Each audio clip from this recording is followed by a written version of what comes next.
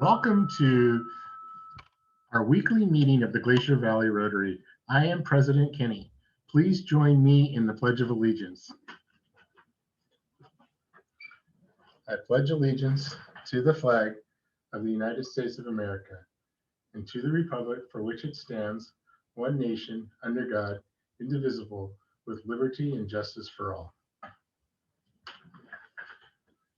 So today's meeting is going to be a little different than our regular meeting, as I'm sure everybody knows, and looks like we have a bunch of people from all over the state and all over our town. So we're very fortunate to have our international president, Knack, as today's speaker. In order to maximize our time today, we're going to forego Sergeant at Arms, and as you see, we didn't do the invocation. But we're going to wait for him to sign on, and he's going to sign on promptly in about another 2 minutes. So during the next 2 or 3 minutes, I'm just going to talk about what we have coming up. So this week, Glacier Valley Rotary is going to be having our fireside, which is going to be so much fun, with fun and frolic at 6 o'clock Saturday night at Sandy Beach. And thank God Max is going to be here to make sure that we have lots of fun and be all decorated, and we're going to have really great food. And if anybody knows Connie, she's baking, so we're all really excited about that. Plus, we're going to get to see pictures of her new granddaughter, and hopefully John DeCherney will be there. So right now we're going to stop. Welcome, President Knack. Hogar, we're honored to have you join us today. After you speak, we're going to have some time for questions that are going to be submitted by members, and we'll have these questions while these panelists come over. So right now, I'm just going to take a minute to have Portland come up and introduce you formally to our club and to all of Alaska. Thank you. Thank you, President Kenny. I have the pleasure of meeting RI President Holger Knack twice last year, once at International Assembly in San Diego and once at Far West Pets in San Jose, California. From the moment I saw him, I was immediately inspired to continue my journey in the Rotary world as a person of action. He has a spirit about him that is welcoming, comforting, and invigorating. I firmly believe that he embodies all that one could want in a Rotary president. And so with that, I will pass it over to RI President Holger Knack.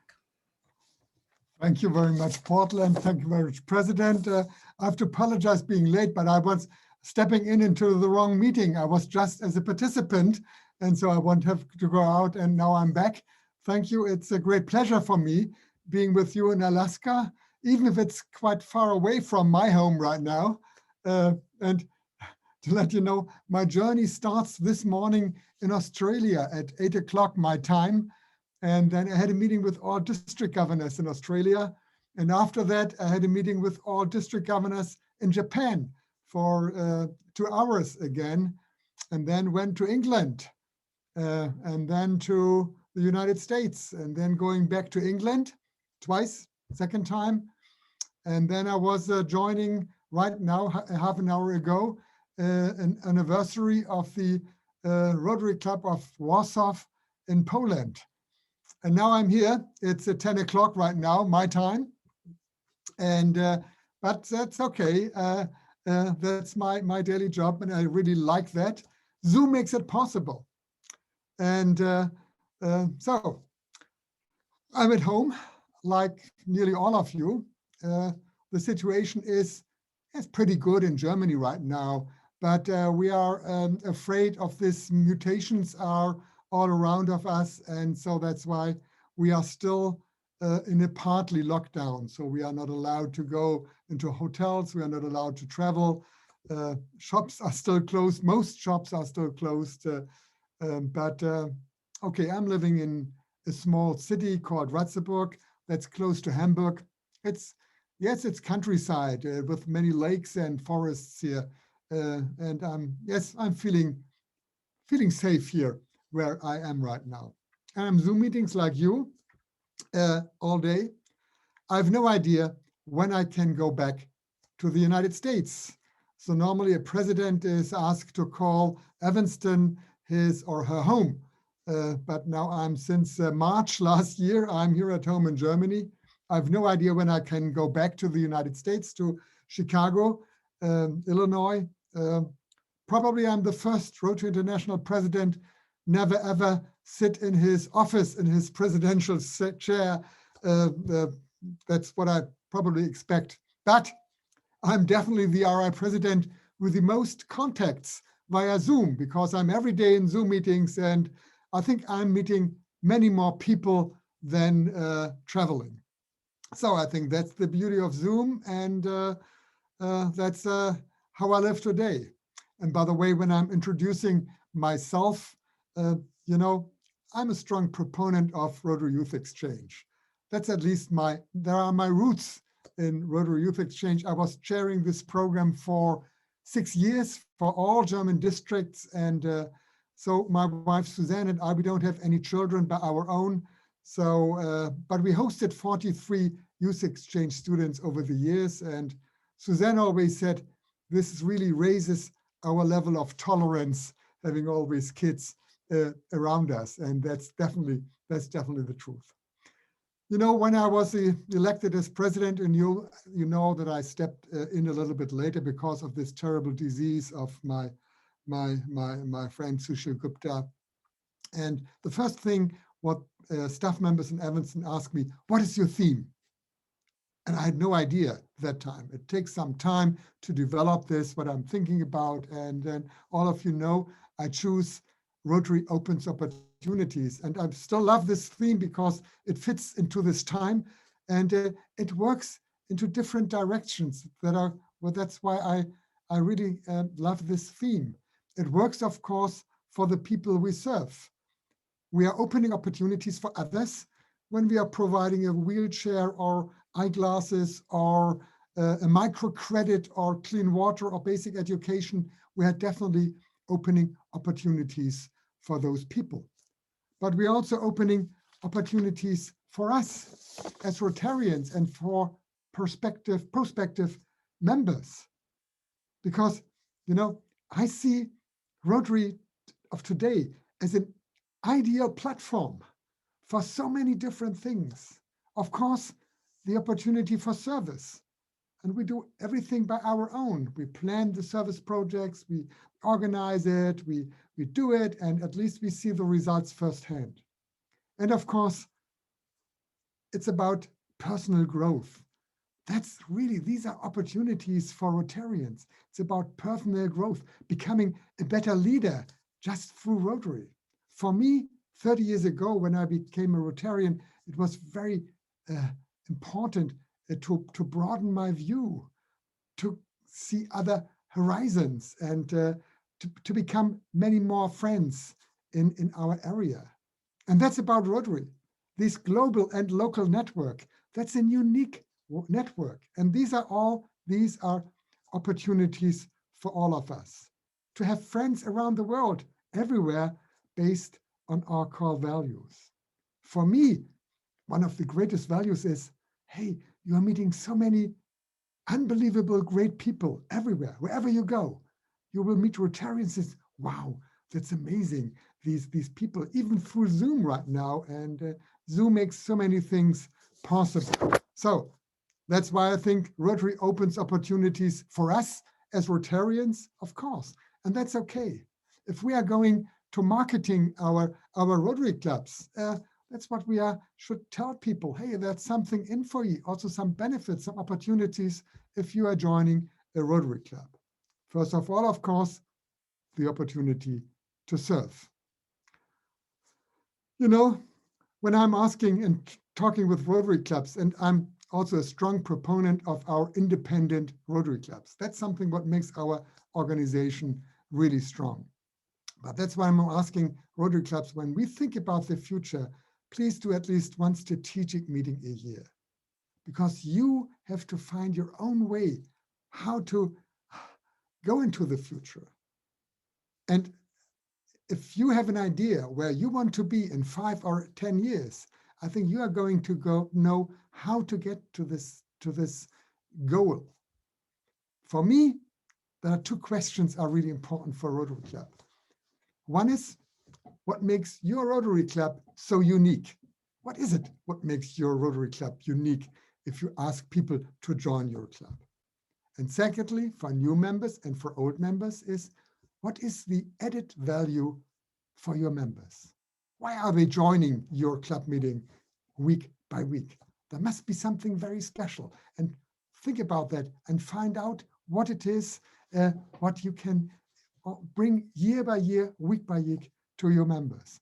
And with this, I think you can look into a bright future if you find answers for these questions, and then look about a good strategy to make that happen.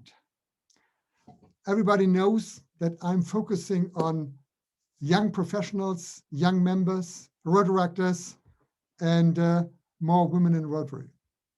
There's a very simple reason for that. Our Rotary clubs nearly everywhere becoming older and older and older year by year. So in my country, Germany, the average age is about 65 right now. That's also the average age in my own Rotary club. That's pretty high. That's pretty high. In the United Kingdom, England, the average age in the Rotary clubs is 75. Imagine the average age of 75. How can you attract young professionals, young members, Rotaractors in these clubs? This is a very simple reason why I'm focusing on young members, why I'm focusing on young professionals, on Rotaractors, just because to make sure that Rotary is still relevant in 10, 15 years. I think that's what we have to work on. I try to convince Rotary clubs to change.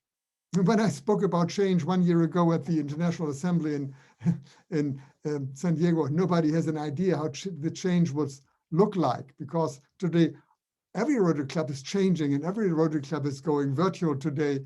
And I'm asking always clubs, hey, this is a good opportunity to keep all the good things in the future, what we are learning via Zoom meetings. And again, this is an opportunity for clubs to be different, to be probably attractive for young members, young professionals, Rotaractors. And if it doesn't work, I'm really asking, especially Rotaractors and young Rotarians, but also club presidents and governors, please start to create new Rotary clubs what are a good fit to the needs of young people of today. But I'm trusting that Rotary clubs are able to change and to look for being attractive for younger members. And I have no idea, Kenny, what is about the average age in your Rotary club right now here in your area. That's probably not as terrible as in my country or in others. Yeah, we went onto RI, actually. We were looking at that on the website to see what our average age is. And there was a bunch of people that didn't have their birth dates in. And I know that when I joined Rotary 13 years ago, 14 years ago, our average age was 46. And actually, so I believe our average age is a little bit higher now because that was a while ago. But yeah, we do have, Portland is 28 years old. She's really young, and we have some members under 40. So we are very cognizant of the age and how it's important to get young Rotarians into our club. And I think that's exactly the point, what you said. It's that we are not able to make Rotary clubs younger. So except we invite babies, but normally we are becoming older. But I think it's important that there are members in every age group, so that there is no gap between older and younger Rotarians. And with this, you can be attractive for new members and for other members. So congratulations for that. I think that's exactly what I'm always asking Rotary clubs. But whenever I'm focusing on young members, there's also one saying, and that is, there is no wrong age to become a Rotarian. Every age is, of course, welcome, and every age has something to contribute to Rotary. Allow me to come back to our core values and our 4-way test. When I'm traveling the world, I really recognize that Rotary is different everywhere. It's different in the United States, it's different in Africa, it's different in Central Europe, and again, different in Japan or in India. And that's okay. I think that diversity makes us very strong. And even in your district, even in your city, I think there's no Rotary Club like the other. And also the emphasis sometimes. So all of our Rotary clubs, of course, based on our core values. But sometimes the emphasis is a little bit different. Some clubs are more focusing on service. Other clubs are a little bit less, or more focusing on friendship. And I love if clubs, of course, are focusing on service. But what is all combined is our 4-way test. And I love our 4-way test because it's about self-reflection. When I'm hearing people talking about the 4-way test, that's normally when they are pointing to others and telling them, you are not following the 4-way test. But that's not why we have the 4-way test. That's not built for that. It's really for self-reflection, asking ourselves. And we have an edition in Germany, a very old one, I think 50 years old. Not even all Rotarians know that. And that's in addition to the first question, is it the truth? If you are going on the internet today, going on Facebook, or listening probably to some politicians, you never know, is it the truth or not? And so I love one addition to the first question, and that is very simple, asking yourself, is it the truth? Am I being honest? I think that's important. Asking yourself, whatever you do, am I being honest? That's important. And that's what I love, because that includes nearly everything. Am I being honest? Am I doing the right thing? And this is, for me, important, always questioning yourself, are you on the right track? And the next 3 questions, of course, of our 4-way test are helping you on this way. So again, looking into the future, I really would love to see that all of us would keep the good things we are learning through Zoom meetings right now, inviting good speakers from everywhere. This can make your club experience, yes, much greater for your club members. And inviting your club members to go on a virtual journey, wherever it is. Okay, English-speaking countries makes it easier for you. It's difficult in Japan, you need some interpretation there. But it's also interesting joining totally different cultures, because you're always learning when you go on a journey visiting Rotary clubs, wherever it is. So I'm really encouraging you, please do this at least once a month. Just step into a meeting and look about their procedures and what they are doing in different countries. So, and of course, we can't wait to meet in person again, especially in my country. So my club members really want to hug each other, to shake hands, and to drink a beer together. I think that's what Rotarians definitely want. But I really encourage you, keep the good things. Make at least once a month, probably a virtual meeting where you, as I said, invite speakers from everywhere, invite other clubs to have larger meetings and to meet different people. And it's also really helpful in organizing your service projects when you can meet with your partner club, wherever it is, in Central America or in Africa or whatever it is. It brings people much closer together. So I love what I call this new closeness through Zoom meetings. So the cameras are good, the pictures are good, so you can really look in each other's eyes. And this is really, yes, it's providing what I call a new closeness. So my last point, coming to the end, and then we can chat a little bit what's much more interesting. My last point is Corona and polio.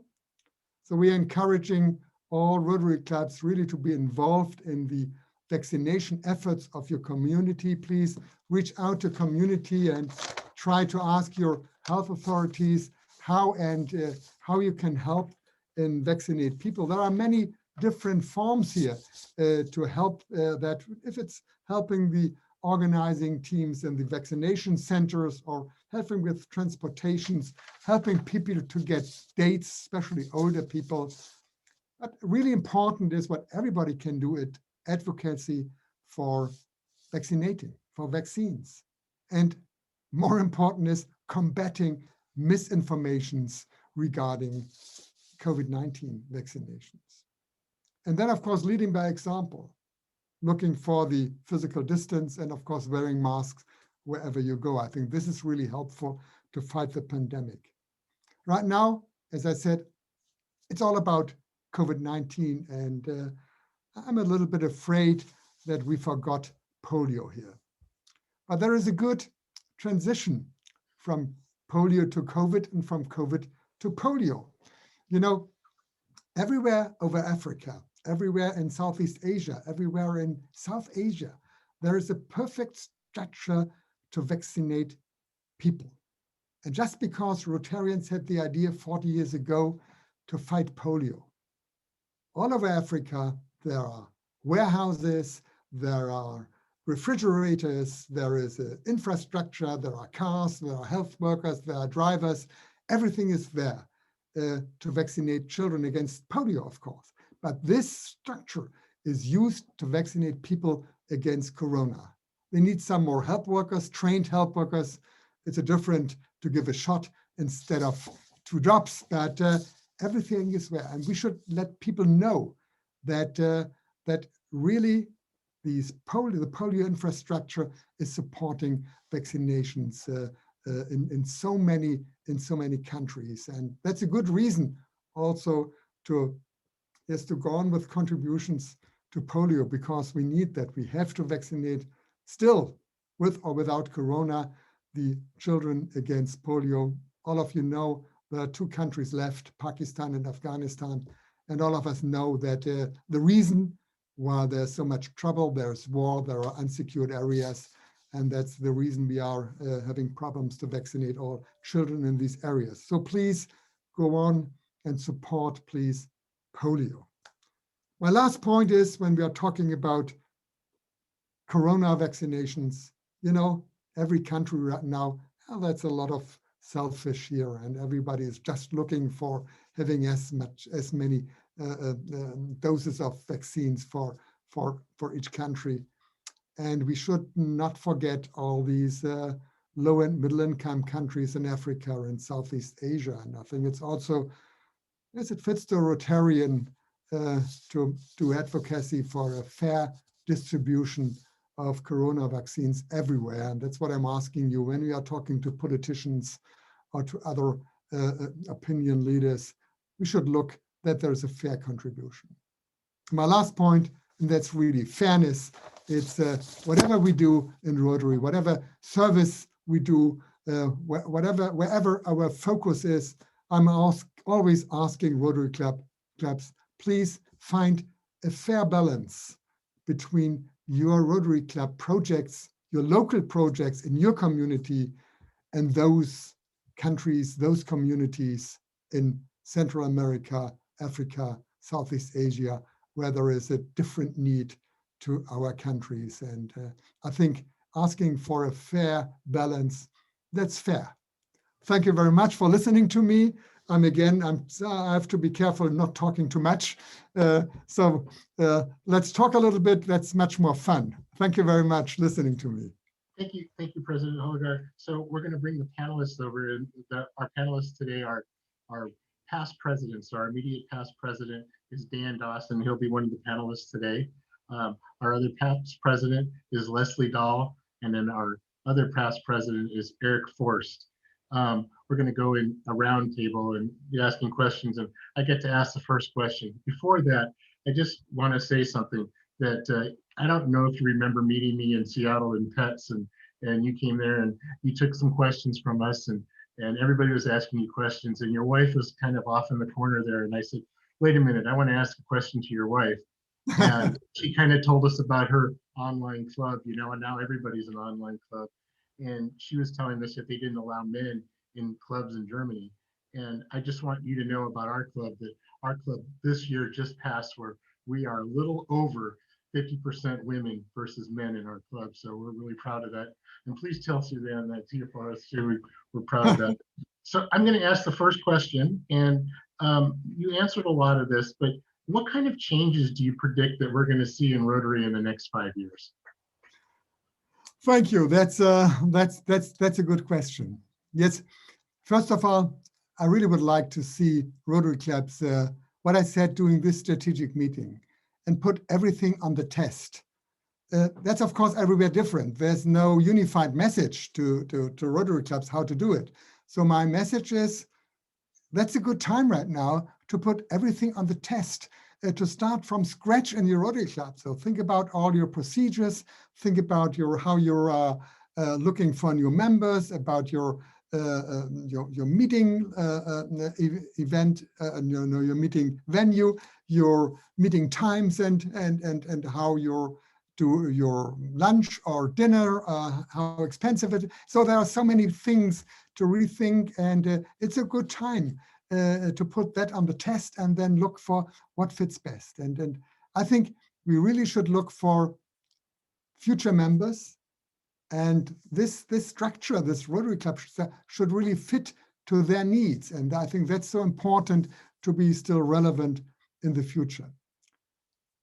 I love if clubs are looking for more diversity, and that's not just gender diversity or diversity among generations, really looking for different people who are a good fit to your Rotary Club. I think more diversity makes our Rotary clubs definitely stronger.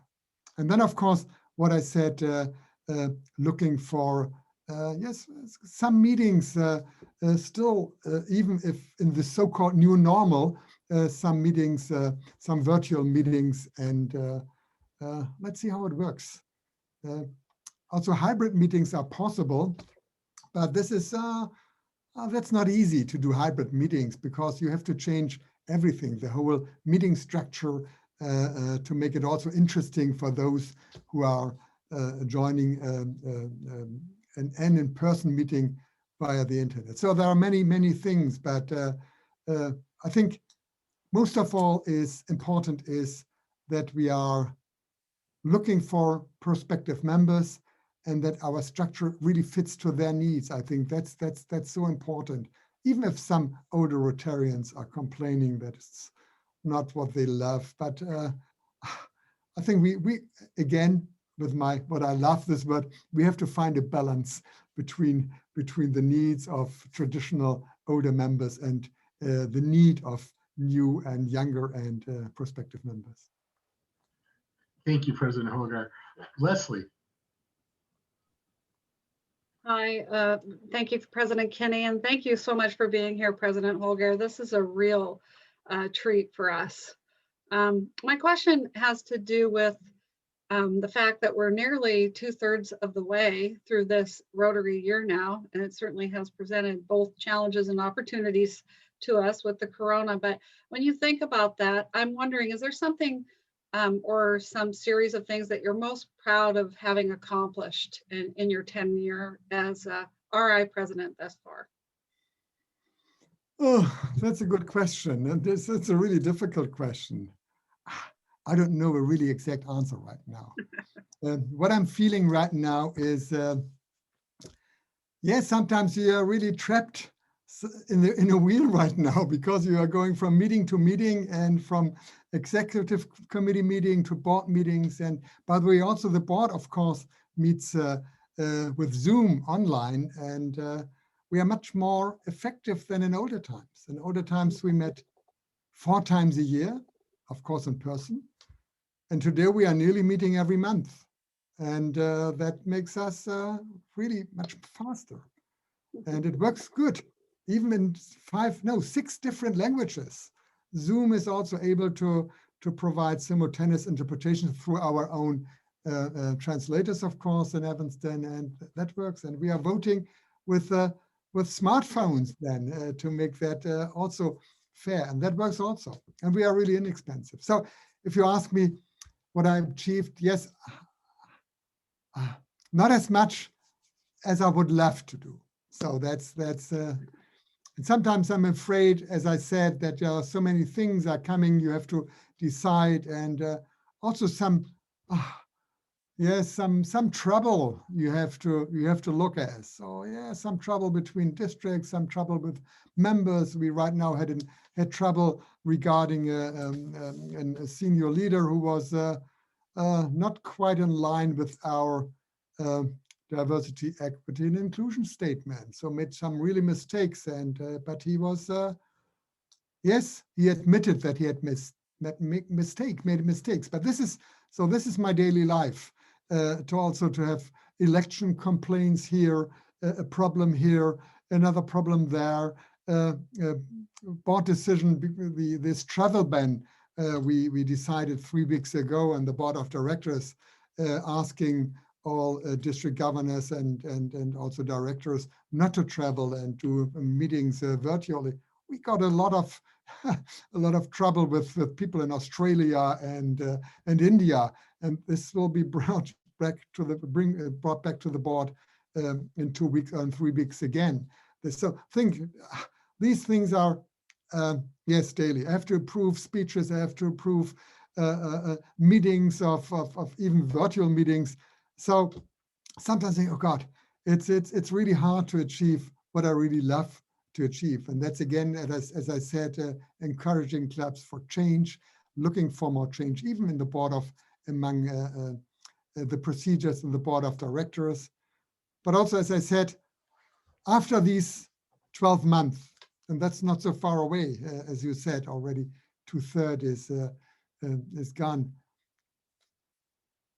If I see Rotary clubs more attractive for young professionals, for younger members, and if we have more women in Rotary, I would be very happy after this 12 months to achieve that. Thank you, Leslie. Thank you, Leslie. Thank you, President Hogarth. And next, we're going to have immediate past President Dan. Thank you, President Holger. Thank you for taking time to be with us, and thank you for your service.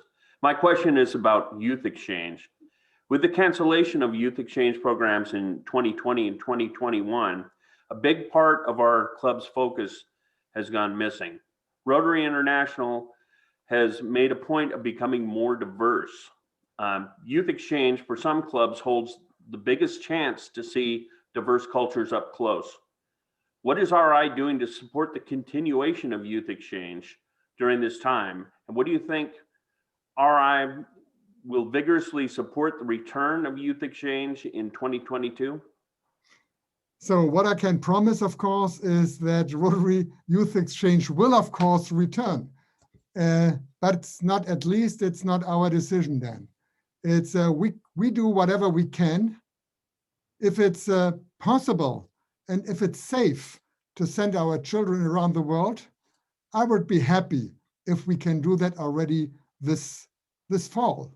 So all of you know, it starts in late August, September. The exchange starts.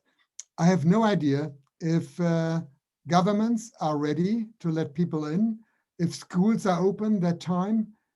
I really hope, believe me, from the bottom of my heart, I hope that we can start with youth exchange next Rotary year. We got many complaints when we decided to stop youth exchange this year. But if you see what happens all over the world, I think that was the only decision we could take to cancel youth exchange for this year, because it's impossible to send our children around the world right now, probably with different stops and different airports, because things are changing so fast right now. When I think in Europe of Portugal was just a couple of weeks ago one of the most safest places, and right now it's the place with the most cases, daily cases of COVID in Europe, and even our neighbor country, Czech Republic, right now has so many new cases that we just closed our borders, and this changes so fast. So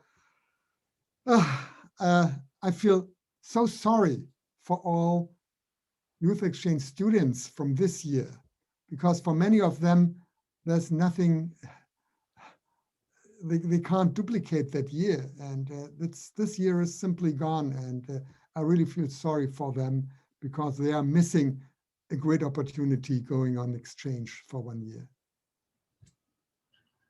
Thank you, past President Dan and President Hugar. Eric. Thank you, President Kenny. Thank you, President Holgar, for joining us today. I echo everybody else's thoughts that it's wonderful to be able to speak to you live, and that's one of the nice things about Zoom is that we're allowed to speak to people from all over the world we normally wouldn't be able to speak with. I thought I had was pretty good at hosting exchange students. I've hosted 14, but you have far outdone me with 40, so I have a long way to go. But we certainly enjoyed that, and I'm glad to hear your support for the program. My question is about global grants. Global grants are much more complicated than they were under the old matching grant system. It would be helpful if Rotary had a way for clubs to have access to global grants that have already been approved or will be approved by RI. Clubs would really like to participate in global grants, but many do not have the time or the resources to make it happen and jump through the many hoops that are required. Do you or RI have plans for a more efficient way for clubs to access global grants provided by Rotary International? That's a great question, but I don't have any great answer for you right now. Because yes, I would love, no doubt, I really would love to see that, making it more or less complicated, these applications for global grants. And I know that the foundation, so I can't speak at least for the Rotary Foundation, but I know that they are working on that, smoothen some of these processes they have. It's sometimes difficult because you know, we are dealing with with other money, and I think we can be proud of our stewardship, and they are really taking care not to make any mistakes. But I totally agree with you. I would personally see this process much easier for Rotary clubs. But the number of global grants are increasing incredibly over the last 8 years. So by more than 100%. So Eric, that shows us that's still attractive. And all of you know that unfortunately our contributions to the Rotary Foundation doesn't increase in the same way. And that's the reason why the Rotary Foundation just 2 weeks ago has to change their policy regarding the matching. You heard about that. I'm probably sure we are going down from 100% match to just 80% match. But at least that doesn't change the total number of money. It just giving more global grants the opportunity to be recognized. So that the question was, we are running out of, or the foundation is running out of money because probably at March. And with this new structure, they are able to go through June with the money. So we don't reduce, or the Rotary Foundation is that don't reduce the money. It just sharing it throughout more global grants. That's the only reason why they changed this policy. Thank you, President Hugar. Great question, Eric. Leslie. Hi, thank you, President Kinney. President Holger, I've had the opportunity to read some of your monthly presidential messages in which you highlight activities and projects of various Rotary clubs from around the world. And so I'm wondering, from your experience and connectivity with so many different types of Rotary clubs and so many different locations, what do you think are some of the top qualities or strategies that lead to what you would term as a successful Rotary club? Yes, I love that question. And of course, as you can imagine, there is no unified answer to this because it really depends on the culture on the region. Rotary clubs are different everywhere. I'm a little bit proud of our Rotary clubs in Germany because we have strong and large Rotary clubs. The average size of a Rotary club in Germany is about 50 members as in average. And we have also large districts. So our districts are about, I think, an average 4,000 members per district. So my own district has right now 92 Rotary clubs, and that's a lot. But again, this is everywhere a little bit different. I just talked today to Rotary clubs in Japan, where we have problems with diversity. Just 8% of their membership are women. We are also not very good in Germany. We have just 14% of our membership in Germany are women, but we are making very slow progress. But directly to your answer, it's everywhere different. You know, it's what is a successful club? I think a successful club is a club who's growing, sustainable. I think that's the most important thing, with a good retention rate. I think the worst thing what can happen if people come in and leaving, come in and leaving, because everybody who is leaving a Rotary club has a story to tell. And this is normally not a success story if someone is leaving a Rotary club. So I would love that clubs are really selecting their members very well, looking for diversity, of course, but also looking that new members are a good fit to a Rotary club. So that's a really a strong group of friends. And with this, I think you will have definitely a good retention rate. But that's not all about good retention rate. That's not all about strong clubs. It's also about, of course, good service, good friendship, good service. I think I would love to say, you know, our 5 core values, building our basis, and that's not pick and choose or choose and pick and choose something. It's all of our core values are equal, and you should, yes, recognize and put value on all of these values. So I think a Rotary club is a good Rotary club, even if it's smaller Rotary club, if it's really a strong group of members growing sustainably, not too fast, and doing good service and being a good group of members that attract others. Give you an example in Berlin, because as I said, even in my country, that's not a unified message. Berlin is my district. So I was district governor in Berlin, so I'm quite familiar with that. We have 32 Rotary clubs in Berlin right now. And there are 6 older clubs, large clubs. So with distinguished members, you know, these clubs are, there's a competition. If a new ambassador is coming into town, everybody wants to have this ambassador as a club member. And these are really community and business leaders in these clubs. And it works good. And people are lining up to become members because they want to be probably a part of this distinguished group. And that's okay. It works. People are lining up. These clubs are growing. And there are totally different clubs built by Rotaractors. They are meeting sometimes just every second week. They are meeting without any meal. They are meeting after work. They are really people of action doing great projects, helping the community, doing totally different projects at these large clubs. And people are also lining up to be members of these clubs. And both clubs are successful clubs, but both clubs are totally different in their membership and their goals, even in their how they do service. So the older clubs are mostly providing more money than doing action by themselves. But someone told me, you know, taking your wallet and taking money out of it, that's also action. So we are people of action, they are telling me. But you know, so this is I think this is simply being attractive for new members, however they looks like.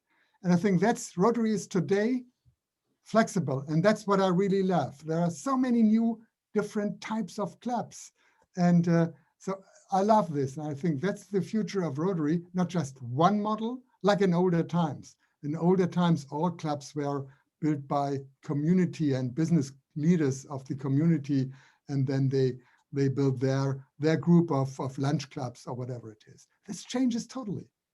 And I love this diversity among Rotary clubs. And again, that's different even in Germany, in my district.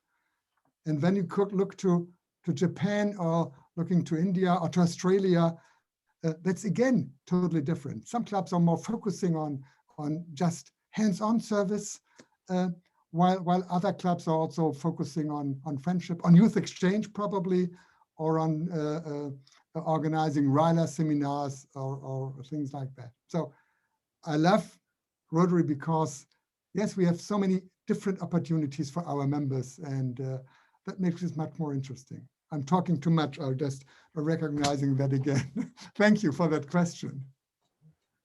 Thank you, President Holgar. I'm going to jump in here real quick and ask you a question, just a little bit more personal question, and then we'll go back to the panelists here. So why did you join Rotary yourself personally, and how old were you when you joined? Yes, that's a good question. Thank you, Kenny. So I was joining another young men's club before that. That's called Round Table, what is really successful in all over Europe, but also in India. And these it's a service club organization, by the way, founded by Rotarians in 1927 in England, by young Rotarians who were tired just to sit among old gray-haired men. And they founded this Round Table organization. And you have to leave this organization with 40. So they make sure that this remains a young man service organization.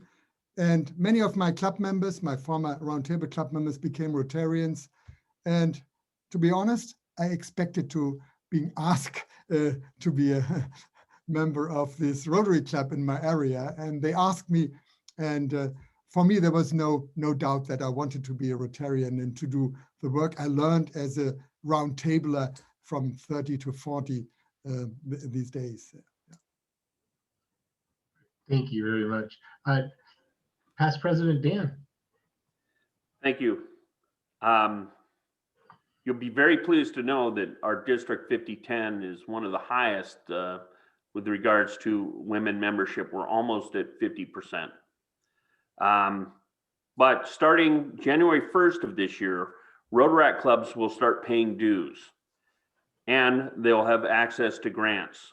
While Rotaract clubs will gain this freedom and no longer need sponsorship from Rotary clubs, the process to apply and get approved for a grant is very hard.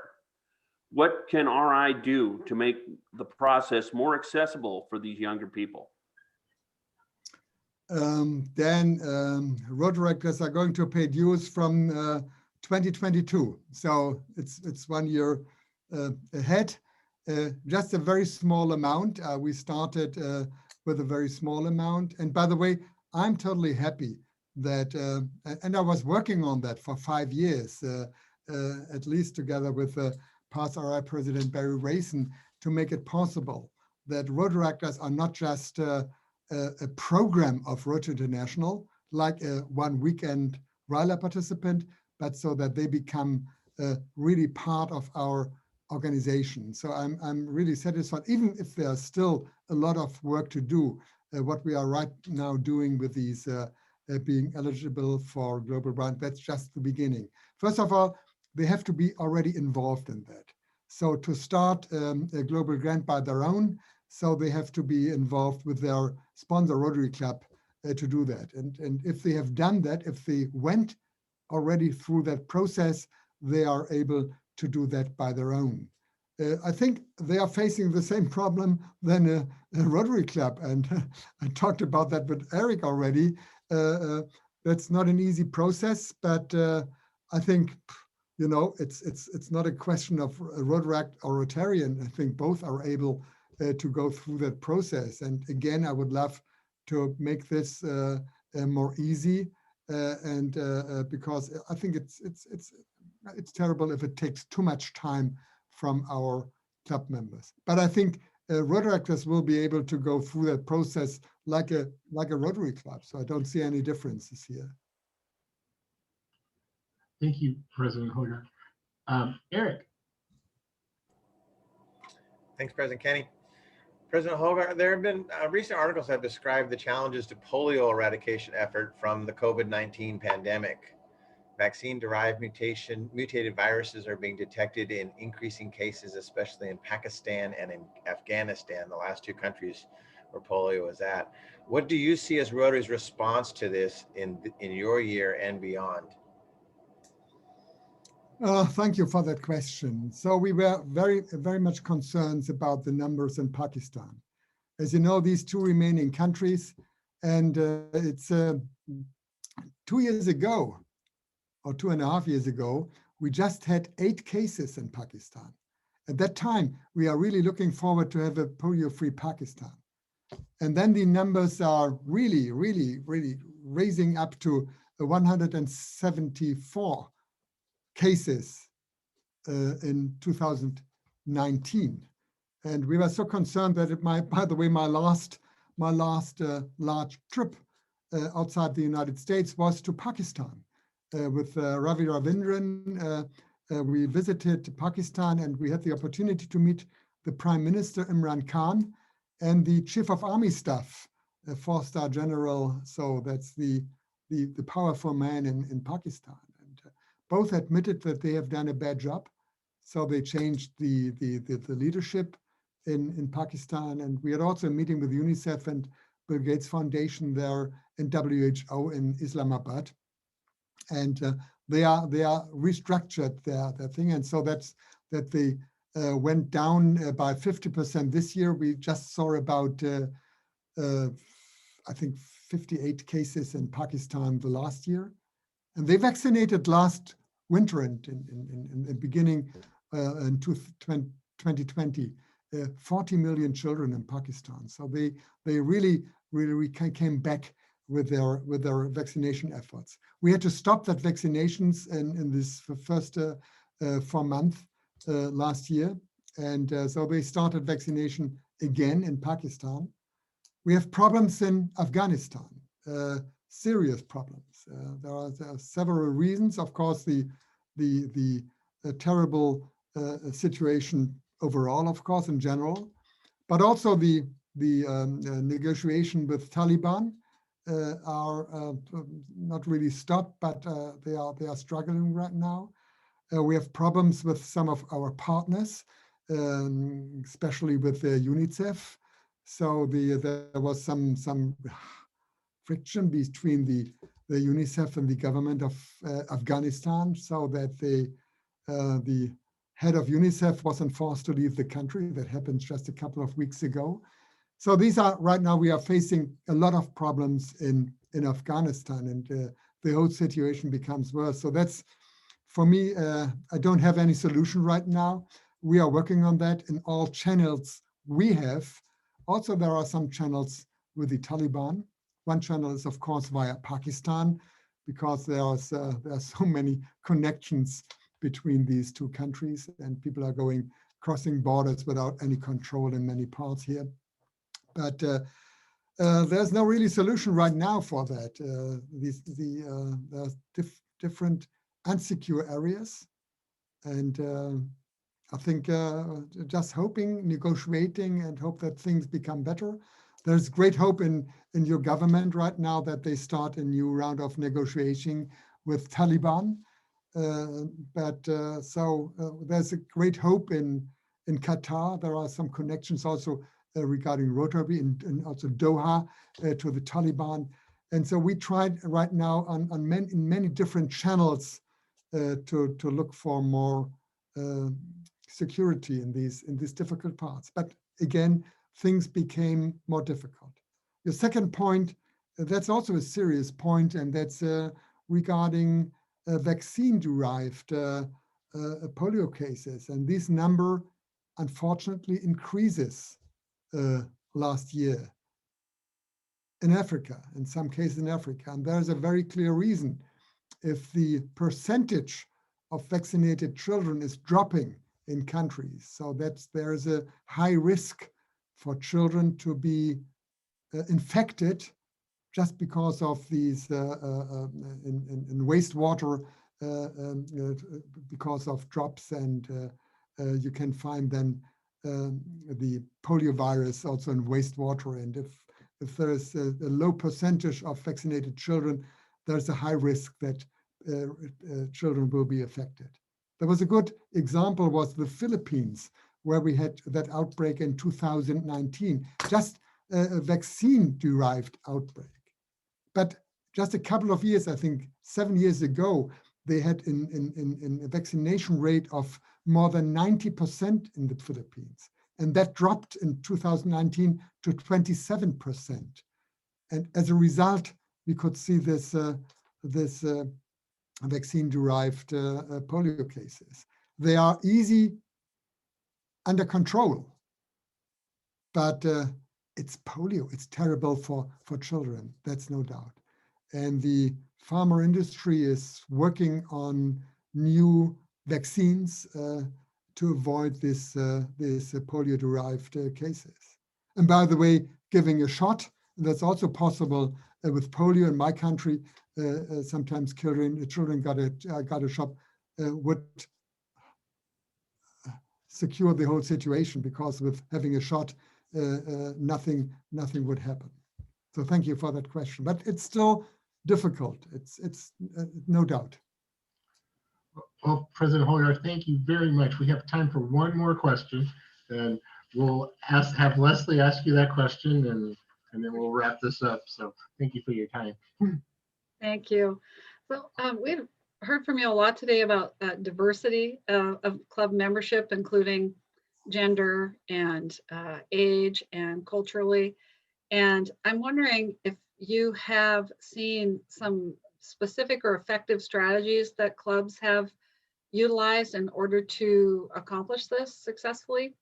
Some ideas for the clubs that are listening today as to how other clubs have gone about it and have been successful. I think the only way is to be proactive as a club. I think having a strong membership committee, I think that's a good basis for that. And then looking simply for people we are never thought. So about it, I'm more familiar with my own country, looking for people in my own area. And so we are really for looking for different cultures, for example. And it's easy to forget people, but when you go through your community and look for people who are, again, what I'm always emphasize, are a good fit to your Rotary Club, because sharing the same ideas, I think this is really important, to have a strong group of friends, but then looking for people who really could fit to that, and not just to look to community leaders or business leaders from your own business or from your friends or whatever. If you look a little bit beyond to different cultures and different also professions sometimes. So look, I think what is always helpful for a Rotary Club is having a teacher and having a priest. So this is bringing a totally different culture of discussion in your Rotary Club. So there are so many ideas to looking for different people in your community and probably in other communities, because Zoom makes it possible. I think the idea behind that is try to have a strong membership committee in your Rotary Club and really ask them to look proactive for more diversity for different people. Probably for some people with disabled. Is it allowed to say right now, Pia? I always have to take care of what I'm saying, to follow strictly our diversity, equity, and inclusion statement. But sometimes in Germany, I was totally sure, but with some disabilities, yes. So probably these look just for groups and people we are probably leaving behind. I think that's something, simply looking proactive, and that's again different. So everywhere. Very good advice. Thank you. President Holger, thank you so much. And on behalf of Glacier Valley Rotary Club and all of Alaska, District 5010, I would like to express our sincere thank you for joining us today. It's not every day that we get to speak directly to an RI president. And one of our members has been in this club for 42 years today. He sent out an email to everybody and said that in all of his years, he's never had an RI president come to his club. So this is one thing that Zoom has been able to do.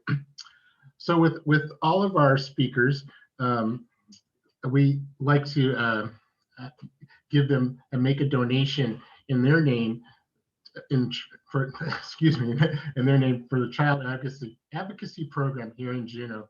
And this protects the safety of our children in our community. So we're making a donation in your name under that cause. And again, thank you for coming to our club and inspiring us.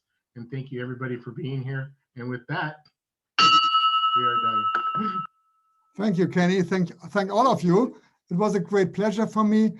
And by the way, I'm always learning. Through these questions, I'm learning how what is important in your part of the world. And by the way, this was my first time being in Alaska. So thank you very much. Thank you. And stay healthy, please. Thank you.